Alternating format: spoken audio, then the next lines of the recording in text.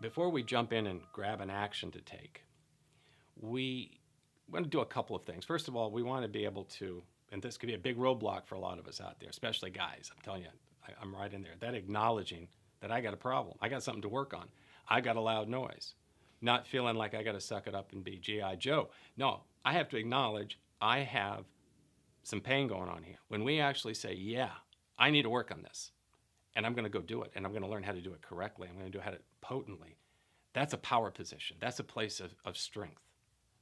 To have that ability to sit back and look at yourself and say, there's my issue, I'm going to go take care of it. Now that's strength. Allow yourself, not just acknowledge, but you have to allow yourself the time, the space, and the resources, whatever those look like. It could be your time, your money, whatever else it takes to take that appropriate action. You need to allow that. You need to make a plan to take action. There's 5 tools in our toolbox. Now, each one of those tools is a Swiss Army knife. Each one of them opens up and can do a lot of different things. You know, not only traveling on a path as if you were backpacking, but I know also in the Army, we didn't put anything in that backpack, in that rucksack, that had one function. You want tools, you want something that can do 3 or 4 or 5 things. Otherwise, I'm going to find something else. It's too much weight. It's too much engagement. It's too expensive in all sorts of levels. I want a tool that can do a lot of things and do it well. So I got 5 tools. I got a toolbox at home. I got 2 toolboxes. One's a disaster. You open that toolbox, it's huge because it's a huge box. I can't find anything in there. There's so many little gadgets in there for so many things. I don't know how many Allen wrenches I have for different pieces of furniture in my house. But I've got another toolbox. That's the one I keep handy. And there's like half a dozen things in there. Maybe more, maybe 8. I can always find what I need in that toolbox. So we got 5 tools. And we've already talked about one of them. One of those tools is journaling. Journaling is our really powerful, multi-dimensional tool. It's a self-assessment tool. It's a self-reflective tool. It also, as we're going to see here, can be leveraged as a balancing tool, because when I journal, when I write down these things that are coming up, it has this cathartic effect. The journaling is that self-reflective tool. It's a way also for us to reinforce that objective observer position. It helps us tap into not only other thoughts, but other ways of knowing. That objective observer perspective is an intuitive place. And I tell you one thing that's worked with a lot of people is that journaling isn't locked into taking a number 2 Ticonderoga and a legal pad. It can be drawing. I've done a lot of workshops where we've tried to do let's just journal this. Put it down, draw a picture. No words, no letters, no numbers. Draw what that felt like. And all sorts of cool stuff comes up. All sorts of things come up because you're doing an end run around the outer mind, the intellectual mind, the cerebral cortex, and you're going right to that intuitive part. The other tool that we're going to explore a little more deeply here is the breath. Now, we started off this practice in the pause phase. We used that as a stilling practice. The breath was a place to start to move towards stillness as we disengage and draw inward. We focus on the breath. It brings us in the present moment. It helps us still. What are we stilling? Well, we're stilling the noise of what's going on in the head, but also the noise of our life. The diaphragmatic breath is a lot of times it's called the baby breath or the natal breath. It's the one we're born with. Most people, unless you have some respiratory defect as a child, when you're born, most people are born with this breath. I know I have a 3-year-old granddaughter, and I still to this day I watch her breathe. When she's asleep and that belly is just moving up and down. There's no resistance. It's smooth. That's how we're designed to breathe. Have that abdomen come out, lets the diaphragm come down, the lungs get to fully inflate. So most of our oxygen absorption is in the lower third of our lungs. So the belly has to come out so that this muscle, this diaphragm comes down, the lungs fill, and then we want to fully exhale. There are few requirements physically to do it. You can do this anytime, anywhere you are.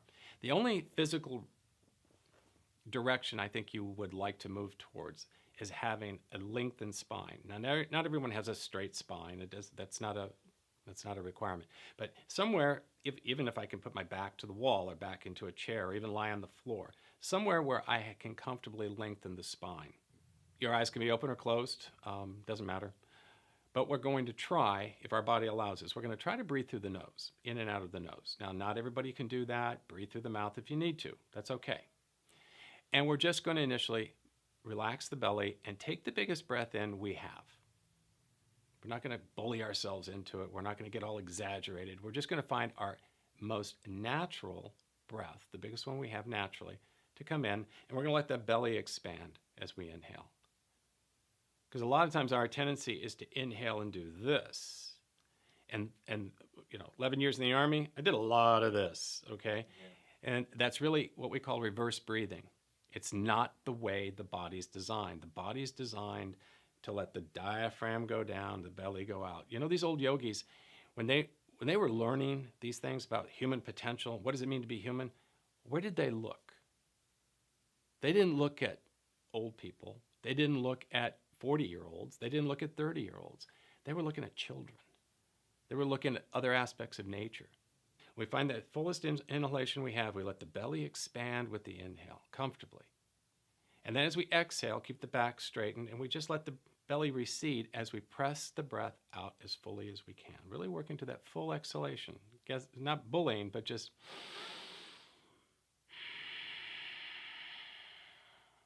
That full exhale is the real part that stimulates the relaxation response. We're getting rid of that carbon dioxide.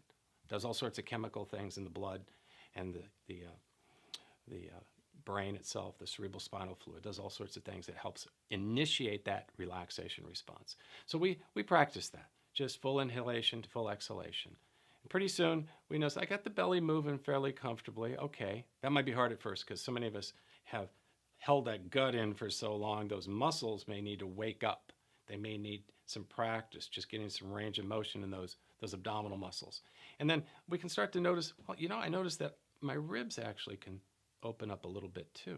Oh, kind of like spreading your fingers apart. So I inhale, and not only does the belly expand, but the ribs can open up a little bit. The last thing you want to do is just let the shoulders relax back a little bit. Open the chest this way, not this way. We're going to let it open this way, just comfortably. We're going to fill those lungs up to the collarbones, visualizing that. So it becomes this fluid movement. We break it down into 3 parts, but it's really not 3 parts. The breath isn't dun, dun, dun. It's flow in and flow out. When we reclaim that breath, that is freedom. That we start to feel all sorts of things happen. We release the body from that cage, that lockdown that we've been in, and we start to free the body and the breath up. I've had more emotional release from students by opening the breath and the structures of the breath than I ever had with someone on a massage table. 23 years of doing massage therapy. I had a lot of folks, we release emotions and what have you out of the tissues, but the biggest mover has been when people free their breath. I know when I started doing yoga, coming out of this kind of fitness environment where my body was more locked down like this, overdeveloped on the front side, the anterior surface, and I started to open up my body. Not only did my posture change, but opening my breath, my brain changed. Try it. See what happens. I don't want anybody to take my word for anything here. This is all about you're learning from your experience. This isn't me dictating. I'm going to give you these tools. You got to get out there and try them. Try working with that breath.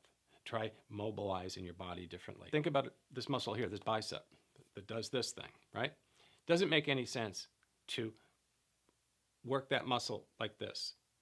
Spend 40 years working it with heavy weight just like this. Because guess what's happened? That's your range of motion now. You walk around like this. Because you've not developed range of motion. Can I really use that arm? Nope. Not much. Not unless I want to do this. Same thing with all this. All this musculature. I can't use it. I can't use that. But boy, when I breathe, diaphragmatic breath, take note here. Diaphragmatic breath is the most complete and balancing core workout you can do. Okay, so now I've journaled. I've got some idea here. I've allowed that journaling to be a part of my action taking. I've gotten it off my chest. I've shined some light on what my loudest noise is, and I've gone to the breath as my first step. Now I'm going to go in the toolbox and look for my next tool. And just to review, journaling is our tool. The breath is our tool, and it's multiple dimensions. We've got 3 other tools. We've got word we call mantra in the yoga tradition. For right now, think affirmations. If I have that caustic self-talk come up, that negative self-talk, I'm talking to myself like, you're nothing, you're dirt, you're a loser, whatever. Things I wouldn't say to someone else or to a child.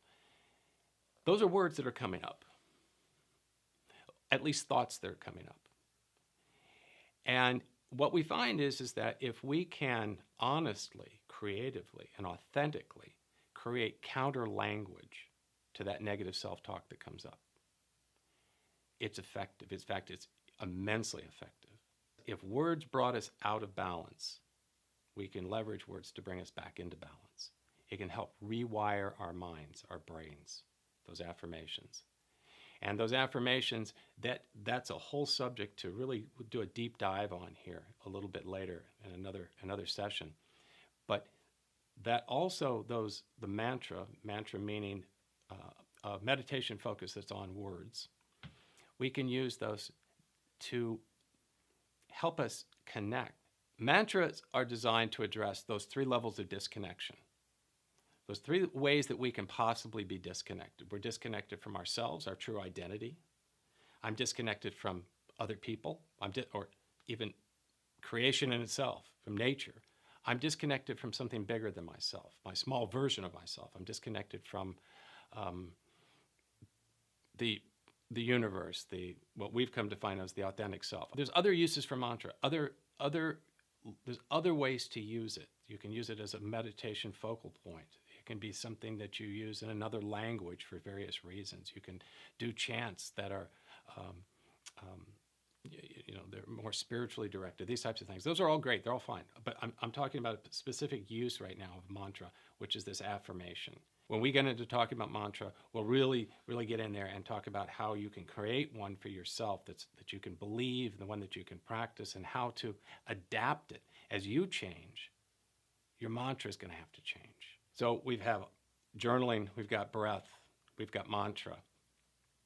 And mantra has other components that we'll talk about too. We also have fasting. And fasting is another one of those words that a lot of folks have a very limited understanding of. We think, fasting means not eating food, or maybe not drinking something.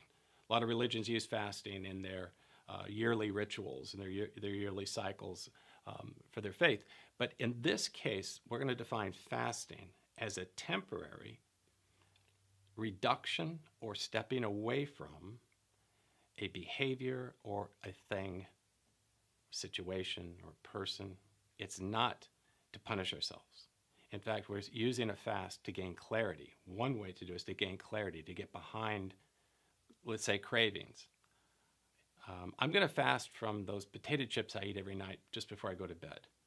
Not only do I understand that they're not really good for me and it's disturbing my sleep, but I'm not quite sure why do I have to do that? Why do I have that compulsive behavior to eat those potato chips? So if I say I'm going to fast, I'm just going to for this week, I'm just not going to eat potato chips, or I'm only going to eat potato chips 3 days out of the week instead of 7. Wasn't all or nothing, wasn't black and white. And as I do that, doing without just a little bit, it starts to give me some better understanding of why I crave them. It also can be a cleansing practice. I might want to step back from not just a food or something I ingest, but I want to step back from a relationship. I need a break here just for a little bit. Instead of seeing that new girlfriend every night of the week, I'm starting to get agitated. My personality is feeling distorted, or I'm getting angry all the time. I need to take a little break here to get some clarity, to calm things down. Fasting is going to be another one of those multi-layered, multifunctional tools that we have for creating balance. And the last one is a pretty large category, these mindfulness practices. So this is the last category of tool in our toolbox. Mindfulness practices, generally speaking, for our purposes, are day-to-day activities that we normally engage in. Anything as simple as brushing your teeth or washing the dishes, maybe eating, maybe walking, these types of things. And we're leveraging them as ways to focus on the moment. We use that activity as a focal point for our awareness, for our focus and concentration. And these become mini meditative practices in themselves. Being a daily activity, it makes it really accessible. For that person that says, look, I can't sit and meditate and do a 20-minute check-in every day. Well, you can do a check-in every day, but it doesn't have to take 20 minutes. But you can start to easily get into this practice of just stilling the mind a little bit, just quieting the noise of your life by doing a mindfulness practice. And you can choose one that's going to fit your day, your life, your needs. Just a quick review. We've actions to take. We've got the journaling. We've got the breath and all its various dimensions. We've got mantra. We've got fasting, and we've got mindfulness practices. Now, there may be a whole lot of other things out there in the world. There probably are. I know there are. But those right there, that's what you need to know. You can spend the rest of your life exploring those 5 things, and they will get you to where you need to go.